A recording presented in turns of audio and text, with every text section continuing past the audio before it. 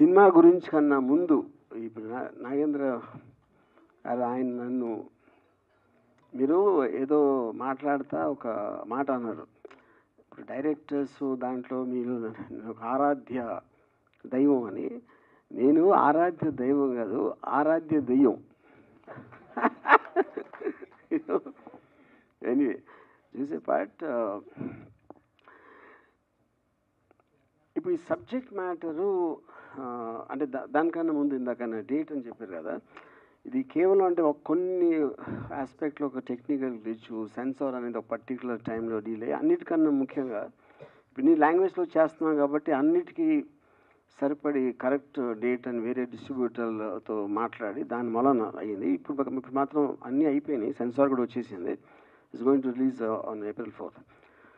So ఇప్పుడు కథ దానికి వస్తే నేను చాలాసార్లు ఇప్పుడు సోషల్ మీడియాలో మనకి మామూలుగా మన ఇద్దరు వ్యక్తులు కొంచెం దగ్గర అవ్వాలంటే టైం పడుతుంది.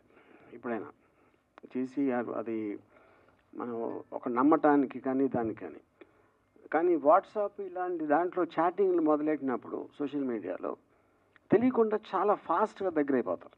ఎందుకంటే కమ్స్ అంటే కట్టు వస్తుంది కనుక ఒక థాట్ ఇంకా మనకు మనిషి కనిపించినప్పుడు మన గురించి మనం చాలా రహస్యాలు బయట పెట్టేస్తాం, తొందరగా నమ్మేస్తాం.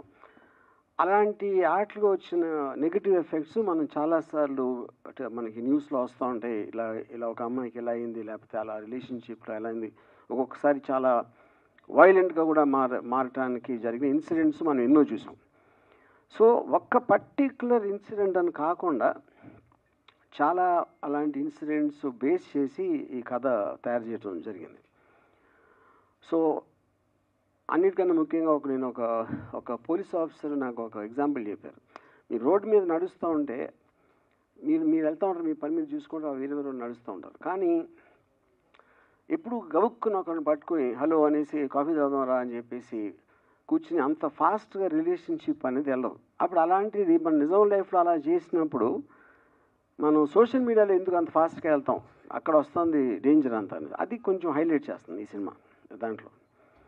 సో ఇప్పుడు కథ అనేది మూల కథ నేను రాశాను, బట్ ఫిల్మ్ డైరెక్టర్ చేసింది మాత్రం కమల్లో గిరికృష్ణ కమల్ నా దగ్గర చాలా ఇయర్స్ చేశాడు, both as an editor and as an associate. And ఆనెస్ట్గా ఐ మీన్ అంటే ఇప్పుడు నాకు రాసినప్పుడు నేను కూడా ఫిల్మ్ మేకర్ కాబట్టి నాకు ఒక విజువల్ ఉంటుంది మైండ్లో, ఇలా ఉండొచ్చు ఈ సీను, లేకపోతే ఇలాంటి మూమెంట్స్ ఉండొచ్చు అని రఫ్గా నా మైండ్లో వెళ్ళే విజువల్ ఏదైతే ఉందో నేను అనుకున్న దానికన్నా చాలా రేట్లు బాగా తీసాడు. Thank you Kamal. Yeah. And తర్వాత ఆబ్వియస్లీ ఇప్పుడు కాస్టింగ్ అనేది main roles Satya and Aaradhya. As both the అమ్మాయిని స్టాక్ చేసి అబ్సెషన్ తోటి వెళ్ళాడు సత్య. అఫ్కోర్స్ అమ్మాయి ఇట్ ఈస్ ఆబ్వియస్. సో తను ఫస్ట్ టైము ఈ అమ్మాయిని ఒక సారీలో చూస్తాడు. నేను కూడా ఆరాధ్య అని ఫస్ట్ టైం ఒక రీల్లో సారీలో చూశాను. ఈ రెండింటికి connection is not the point. తర్వాత అమ్మాయి సారీలో ఉన్నదానికి ఉన్న ప్రత్యేకత ఏంటి అని అడిగితే, ఇప్పుడు మామూలుగా చాలాసార్లు ఒక అమ్మాయి మీద అత్యాచారం జరిగినప్పుడు అలాంటి బట్టలు వేసుకుంది, లేకపోతే ఇలా ఉంది అలా అని ఒక kind of A negative comments చేస్తారు, ఇంక్లూడింగ్ పాలిటీషియన్స్. సో అప్పుడు చీరలో ఉన్నా కూడా అలాగే చేస్తున్నారు అంటే ద పాయింట్ ఏంటంటే అది మైండ్ సెట్, కానీ ఆ అమ్మాయి వేసుకున్న బట్టలు అనేది క్వశ్చన్ కాదు అనేది ఎంఫసైజ్ చేయడానికి సారీ అనే టైటిల్ పెట్టాం.